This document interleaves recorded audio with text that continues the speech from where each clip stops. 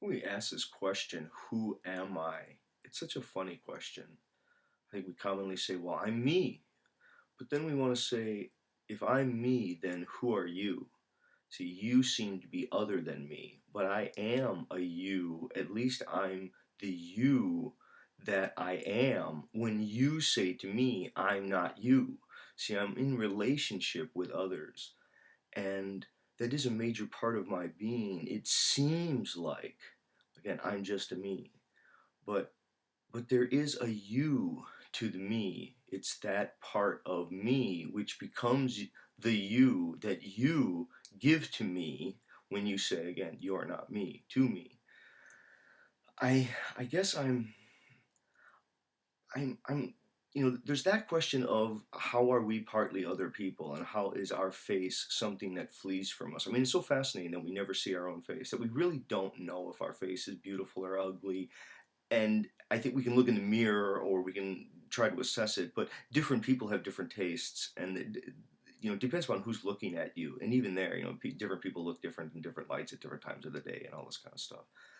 I think the larger issue, though, the question is, how can we raise this larger question of who are you? Who am I? This me, I, you phenomena that is going on in the eventing that we are all experiencing. What is this? Where did it all come from? I think it's hard to convey to people, or I don't understand why it isn't more commonly understood that there is a cosmic grand event of which each of us is a part, and it's all that anyone has ever known. It's all that anyone has ever known is this grand event in its capacity for imagination, in its capacity for reflection and for sensual experience and encountering. But it's that larger whole of which we're a part that is the essential aspect. It's not about some, I don't know, trans-empirical soul, some separate self-substance that makes it look like the world and others are totally over there and then I'm over here with this great divide between us. It's just not that way. It's hard for me to really adequately frame what I take, I guess, to be the significance of this felt sense of having always been. Now, when I say I've always been, or when I say you have always been, have you ever noticed that? Have you ever really thought about the fact that you've always been? What I mean by that isn't that, there was this trans-empirical you who preceded your own birth and then sort of hanging around in limbo waiting to be born. That's not what I'm saying at all.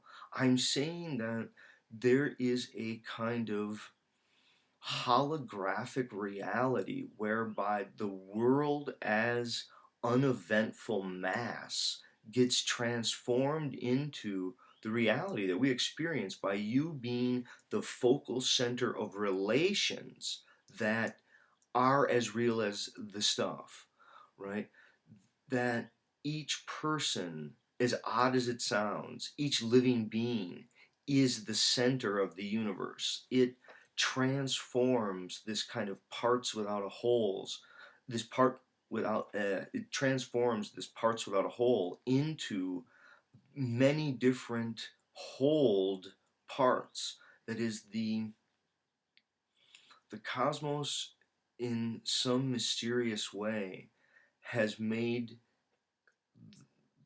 the room for its own perpetual beginning and recovering and washing anew. It's like each one of us, we emerge literally out of the material here. We've formed out of it. We recess back nightly, and in the end, we recede back to the dissolution from wherever it is that we came, whatever that means. Um, but I think this larger question of what does it mean to say that one always has been? Have you ever noticed that in your world your I said there's not the world and then also you. I mean, what you take to be you is that world. Now, if you say, well, no, there's obviously a world beyond what I know of it, that's just you knowing that in your head. Now, I'm not arguing for a solipsism. I'm not trying to suggest, yes, each of us is a little monad locked inside a psychic prison and we can't get out of it. No, that's not the point at all. The point at all is, the point more generally is that the world is it's enfolded within each consciousness such that each person, by coming into being, they're enabled to be, I guess, the way the cosmos itself relates to itself, but now within a particular spatiotemporal clearing, a kind of where and a when that relates all of the other things around it into a particular constellation of certain relations and certain feelings and valuations. So when I think, so much of this is D.E. Harding stuff too. When you look at the other and you try to see another person, you try to see the other person as of the same ground as you. You try to find common identity, common sense of self, not in those things that are, I guess, divisive by their nature, not the symbolic identifications of class and race and occupation.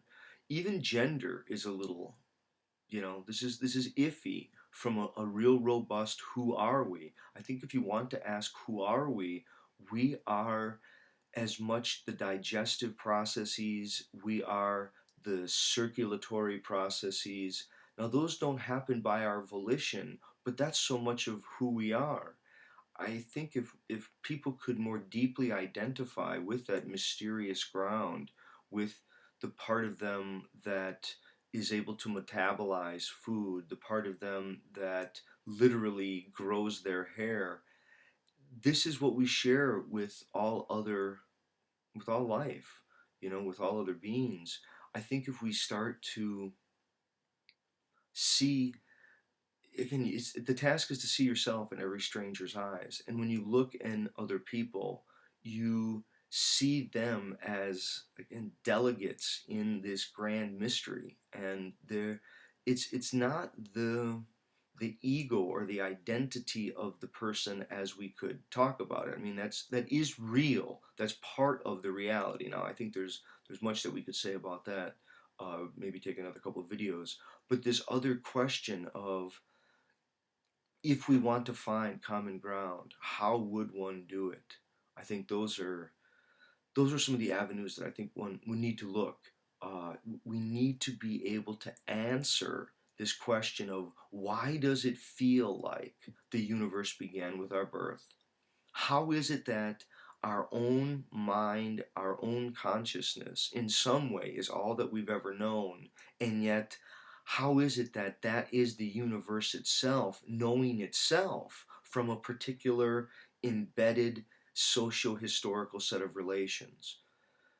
How can we come to terms with the idea that there is something common which all of us are of and opening to?